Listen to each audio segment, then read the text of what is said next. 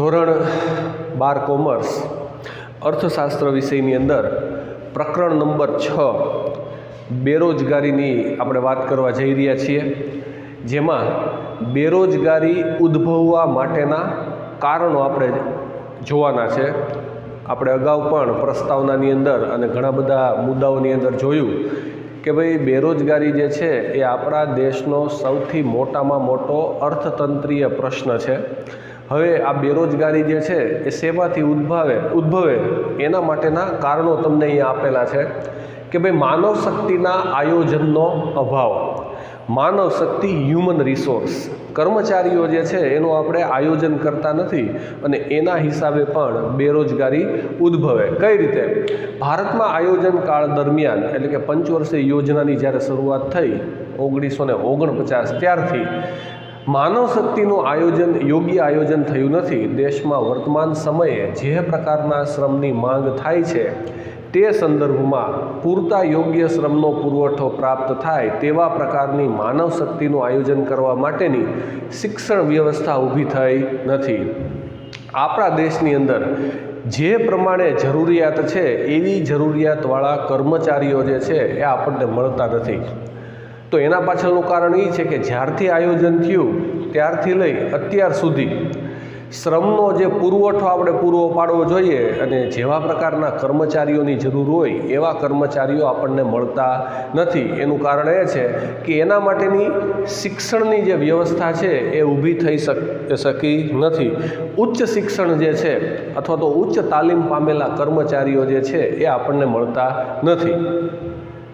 દેશના આર્થિક વિકાસમાં કેટલા અને કેવા પ્રકારના માનવ શ્રમની જરૂર ઊભી થશે તે અંગેના ચોક્કસ અંદાજો કર્યા વગર શિક્ષણનો વ્યાપ વધારવામાં આવી રહ્યો છે. ખરેખર આપણા દેશના અર્થતંત્રની અંદર કેવા પ્રકારના કર્મચારીઓની અથવા તો કેવા પ્રકારના મજૂરોની જરૂર છે એ જોયા વગર, એનું આયોજન કર્યા વગર શિક્ષણનો વ્યાપ આપણે વધારી રહ્યા છીએ અને બિનજરૂરી કે જે પ્રકારનું જરૂર નથી એવું શિક્ષણ આપણે આપણી જે વસ્તી છે એને આપી રહ્યા છીએ.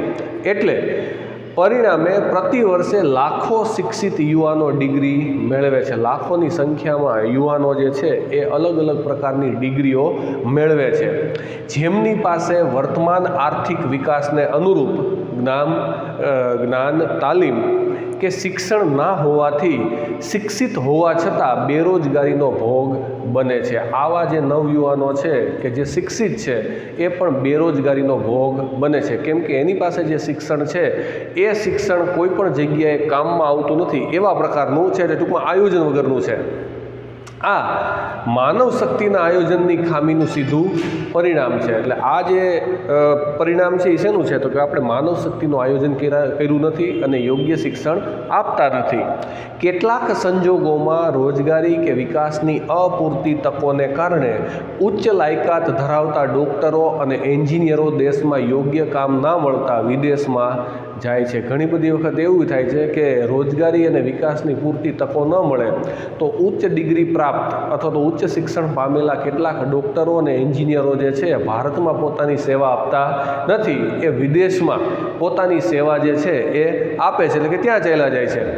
જેમાં બ્રિટિશ શાસનમાં સોનાનો એક તરફી પ્રથા એટલે કે ડ્રેન ઓફ ગોલ્ડ ભારતમાંથી બ્રિટન તરફ જોવા મળેલ, તેવી જ રીતે વર્તમાનમાં બુદ્ધિધનનો એક તરફી પ્રવાહ ભારતમાંથી વિદેશ તરફનો જોવા મળે છે. બ્રિટિશ શાસનની અંદર જેવી રીતે ભારતમાંથી સોનું છે એ વિદેશ તરફ જતું એક તરફી પ્રવાહ થયો હતો, એવી રીતે અત્યારે પણ આપણું જે બુદ્ધિધન છે એટલે કે ઉચ્ચ તાલીમ પામેલા અને ઉચ્ચ શિક્ષણ પામેલા જે લોકો છે એ વિદેશ તરફ વધારે વળે છે. ટૂંકમાં કહીએ તો આપણી પાસે માનવ શક્તિ જે છે એના આયોજનનો અભાવ છે. બીજું, જાહેર ક્ષેત્રની બિનકાર્યક્ષમતા, એટલે કે આઝાદી પછી ભારતમાં ખાનગી ક્ષેત્ર કરતાં જાહેર ક્ષેત્રના વિકાસને વધારે મહત્ત્વ આપવામાં આવ્યું. આપણા દેશની અંદર આઝાદી પછી જે ખાનગી ક્ષેત્ર છે એના કરતાં જાહેર ક્ષેત્ર એટલે કે સરકારી એકમો જે છે એને વધારે મહત્ત્વ આપવામાં આવ્યું. જાહેર ક્ષેત્રના એકમોની સંખ્યા અને તેમાં મૂડીરોકાણમાં ખૂબ વધારો થયો છે। જાહેર ક્ષેત્રની અંદર કામ કરતા જે ઉદ્યોગો છે એ અને જે મૂડીરોકાણ છે જાહેર ક્ષેત્રની અંદર એની અંદર સતત વધારો થયો છે। જાહેર ક્ષેત્ર રોજગારી સર્જનના જે અંદાજો કરવામાં આવ્યા હતા તે પ્રમાણેની રોજગારીનું સર્જન કરવામાં જાહેર ક્ષેત્ર નબળી કાર્યક્ષમતાને કારણે સફળ થયા નથી। જાહેર ક્ષેત્રનો વિકાસ કરવાથી રોજગારી માટેના જે આયોજનો કરવામાં આવ્યા હતા તો તેની જે ધારણા કરવામાં આવ્યા હતા એ આપણે હાંસલ કરી શક્યા નથી। કેમ? તો કે જાહેર ક્ષેત્ર જે છે એની નબળી કાર્યક્ષમતાને કારણે।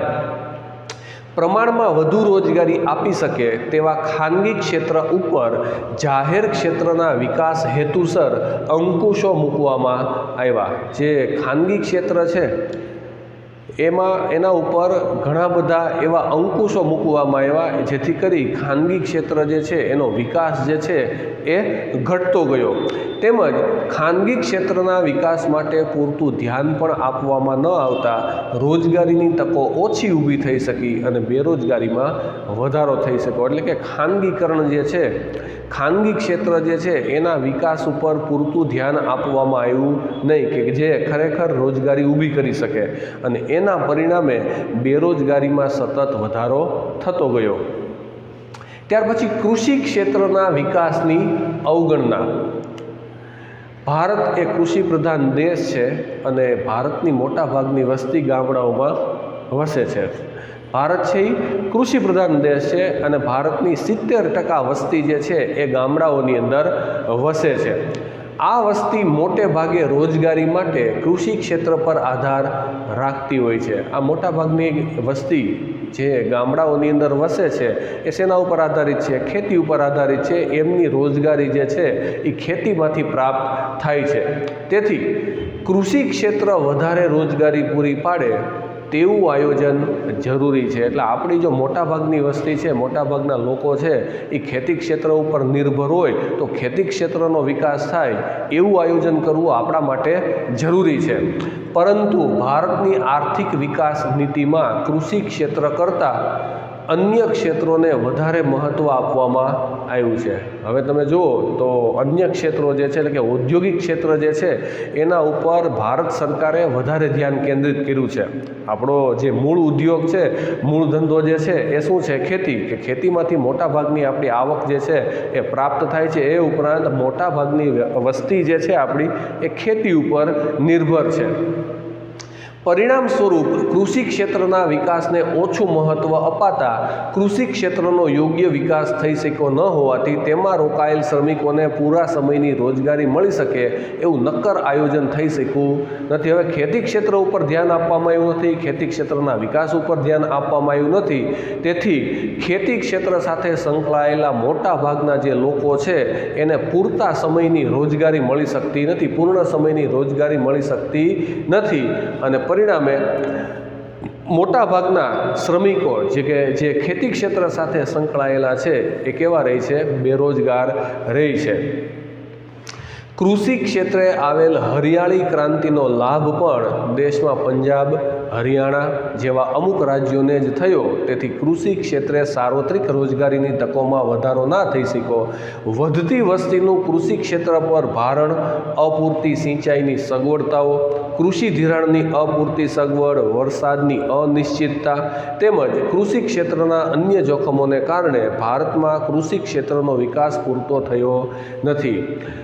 હરિયાળી ક્રાંતિ થઈ દેશની અંદર, પણ હરિયાળી ક્રાંતિ જે છે એનો લાભ દેશના 2 જ રાજ્યોને મળ્યો, પંજાબ અને હરિયાણા। અન્ય રાજ્યો જે છે એને એનો કોઈ પણ પ્રકારનો લાભ મળ્યો નથી। એ ઉપરાંત આપણા દેશની અંદર અમુક રાજ્યો જે છે એની અંદર કૃષિ ક્ષેત્ર સામે અમુક પ્રકારના અવરોધો છે, અમુક પ્રકારના પ્રશ્નો છે, જેમાં સિંચાઈની સગવડ એટલે કે પૂરતા પાણીની વ્યવસ્થા ખેતી ક્ષેત્ર માટે બધી જગ્યાએ છે નહીં। માત્ર 30% જમીન જે છે એને સિંચાઈની સગવડતાઓ ભારતની અંદર પ્રાપ્ત છે। કૃષિ ધિરાણની અપૂરતી સગવડ, પાક ધિરાણ જે આપવામાં આવે, કૃષિ બેન્કો જે છે કે જે ખેડૂતોને ધિરાણની સગવડતા આપતી હોય એવા પ્રકારની ધિરાણની સગવડતા પણ પૂરતા પ્રમાણમાં આપવામાં આવતી નથી અને વરસાદની અનિશ્ચિતતા, આપણો દેશ જે છે, આપણા દેશની જે ખેતી છે એ વરસાદ આધારિત છે, કુદરત આધારિત ખેતી છે, એટલે વરસાદની અનિશ્ચિતતાને કારણે પણ જોઈએ તેવો ખેતી ક્ષેત્રનો વિકાસ થઈ શકતો નથી. આ બધા જે છે એ કૃષિ ક્ષેત્રના જોખમો છે. તેમજ ગ્રામ્ય વિસ્તારમાં બિન કૃષિ ક્ષેત્રનો પણ અપૂરતો વિકાસ થયો છે. તેથી ખાસ કરીને કૃષિ ક્ષેત્ર પર આધારિત ગ્રામીણ શ્રમિકોમાં મોસમી બેરોજગારી અને પ્રચ્છન્ન બેરોજગારી વ્યાપક પ્રમાણમાં જોવા મળે છે. આપણા દેશના ગ્રામ્ય વિસ્તારોની અંદર બિન કૃષિ ક્ષેત્ર જે છે એનો પણ પૂરતો વિકાસ થયો છે, એટલે કે ખેતી સાથે સંકળાયેલ ન હોય એવા પ્રકારના ઉદ્યોગોનો પણ વિકાસ થયો છે કે જે સિઝનેબલ હોય. તો એને આપણા દેશના જે લોકો છે, આવા ગ્રામીણ શ્રમિકો જે છે એમાં મોસમી બેરોજગારી એટલે આપણે બેરોજગારીના પ્રકારોની અંદર જોયું હતું કે અમુક સમય પૂરતું જેને કામ મળે, અમુક સિઝનની અંદર જેને કામ મળશે અને બાકીના સમયની અંદર એને બેરોજગાર બેસી રહેવું પડશે. તો કૃષિ ક્ષેત્ર જે છે એના ઉપર પણ ભારત સરકાર જે છે એ ધ્યાન આપતી ન હોવાથી બેરોજગારીનું પ્રમાણ વધે છે. શ્રમની ઓછી ગતિશીલતા, કેટલાક સંજોગોમાં શ્રમની ઓછી ગતિશીલતાને કારણે પણ બેરોજગારીની સમસ્યા સર્જાય છે. કઈ રીતે? તો કે ભાઈ ભારતમાં ક્યારેક સામાજિક પરિબળો, કૌટુંબિક સંબંધો, ભાષા, ધર્મ, રીત રિવાજ, સંસ્કૃતિ અને માહિતીનો અભાવ, વાહન વ્યવહારની અપૂરતી સગવડતાઓ તેમજ રહેઠાણની સમસ્યાઓને કારણે શ્રમની ગતિશીલતામાં અવરોધ સર્જાય છે, જેને કારણે બેરોજગારીની સમસ્યા વધે છે.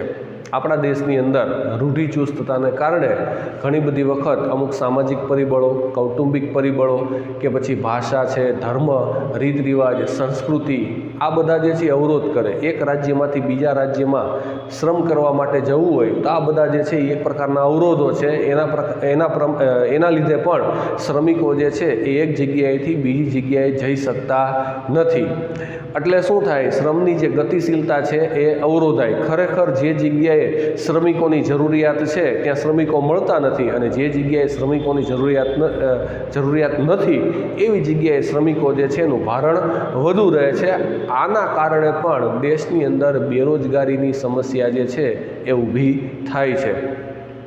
ઉચ્ચ શિક્ષણ મેળવેલા લોકો ગામડાઓમાં, પછાત વિસ્તારોમાં કે દૂરના સ્થળોએ કામ મળતું હોવા છતાં જવા તૈયાર થતા નથી. અમુક જગ્યાએ ગામડાઓની અંદર લોકો જે છે, શિક્ષણ પામેલા લોકો છે, ત્યાં રોજગારીની પૂરતી તકો પણ હોય તો પણ ત્યાં જવા માટે તૈયાર થતા નથી, કારણ કે એને ગામડામાં રહેવા માટે અનુકૂળતા ન આવે એટલા માટે ત્યાં જઈ શકતા નથી. પણ એ બેરોજગાર રહેવાનું પસંદ કરે છે. કામ મળવા છતાં પણ જતા નથી અને બેરોજગાર બેસી રહી છે. મોટા ભાગે આવી વ્યક્તિઓ શહેરોમાં જ કામ મેળવવાનો આગ્રહ રાખતી હોય છે, જે શક્ય ન બનતા બેરોજગાર રહે છે. આવા ઉચ્ચ શિક્ષણ પ્રાપ્ત હોય કે જેની પાસે આવડત હોય એવા લોકોને રોજગારી મળતી હોવા છતાં પણ એ શહેરોમાં જ કામ કરવા માટે તૈયાર હોય, ગામડામાં જવા માટે તૈયાર હોતા નથી. પરિણામે આવા લોકો જે છે એ બેરોજગાર રહે છે. શહેરી જીવનમાં આકર્ષણો તથા સુવિધાઓથી આકર્ષાયેલા લોકો રોજગારી માટે ગામડામાં જવાનું પસંદ કરતા નથી. શહેરી જીવનની અંદર ઘણા બધા આકર્ષણો હોય, સુખ સુવિધાઓ વધારે હોય, વાહન વ્યવહારની સગવડતાઓ હોય, રહેઠાણની સારી સગવડતાઓ હોવાના કારણે જે શ્રમિકો જે છે એ ગામડાની અંદર જવા તૈયાર હોતા નથી અને શહેરોમાં વસે છે. પરિણામે બેરોજગારીનું પ્રમાણ જે છે એ વધારે જોવા મળે છે.